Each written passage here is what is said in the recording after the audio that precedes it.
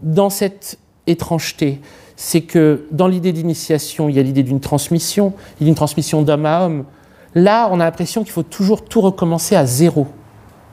Moi, je dirais que c'est ce qui pourrait apparaître du point de vue d'un gardien de la tradition comme une erreur,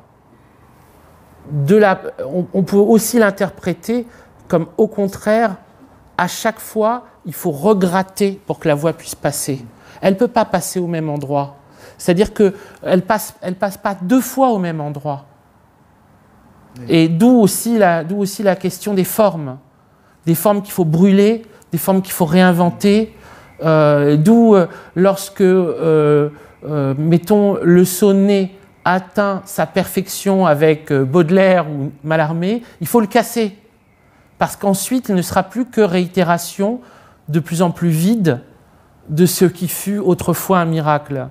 On est dans des temps très très spéciaux où on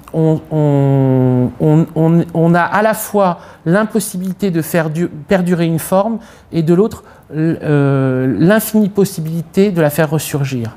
Et je pense qu'on appartient encore à ces temps-là, si on doit périodiser. C'est-à-dire qu'on n'est pas encore rentré, même si la phrase de Daumal à Breton qui est « méfiez-vous, on vous enseignera dans les manuels scolaires », c'est vrai, bien sûr.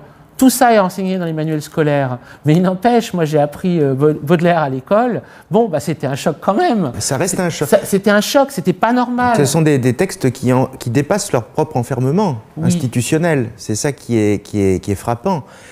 Alors qu'il y a aussi l'exemple inverse. Alors, il va y avoir des cris de spectateurs.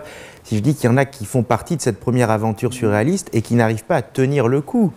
Autant Breton, on le traite de pape, peut-être pas tout à fait au hasard, justement, la disqualification est vraiment retorse là-dedans, mais des gens comme Éluard ou comme Aragon sont pas arrivés n'ont pas pu tenir le coup. Ils ont fini d'abord par se retrouver au PCF le plus stalinien et à revenir à des formes anciennes, presque éculées, quoi. C'est un peu le déshonneur des poètes de Perret. Il y a aussi ça, il y a ce reproche derrière.